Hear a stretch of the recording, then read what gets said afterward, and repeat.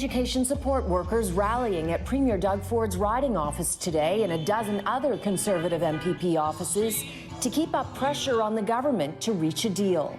This isn't over yet. We still don't have a collective agreement for education workers.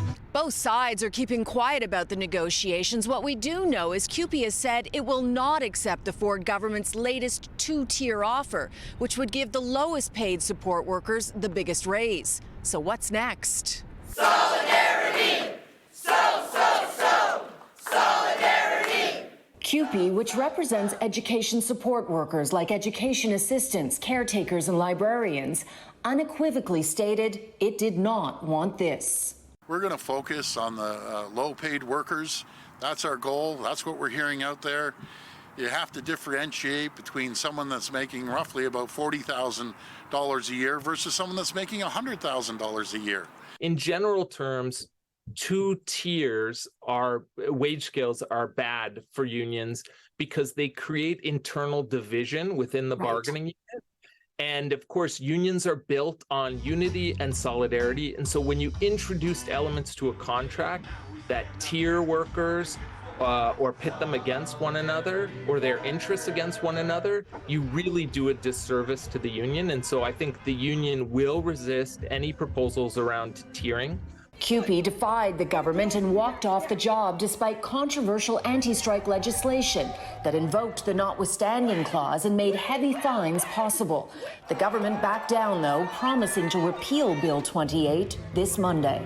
That sent a clear signal to them that militancy works and that being more militant at the bargaining table will pay off. Teachers' unions are also negotiating contracts with the government. They're watching what happens with CUPE very closely. Are you more optimistic or less optimistic during your own negotiations for ETFO? We're feeling a little bit, dare I say, a little more optimistic, but yet very cautious. Honestly, Cynthia, we thought that we were going to be declared an essential service. I am very cautious. Police and healthcare workers are essential services. It means if a deal can't be reached, a third party is brought in to decide on an agreement. It often works out in the union's favor.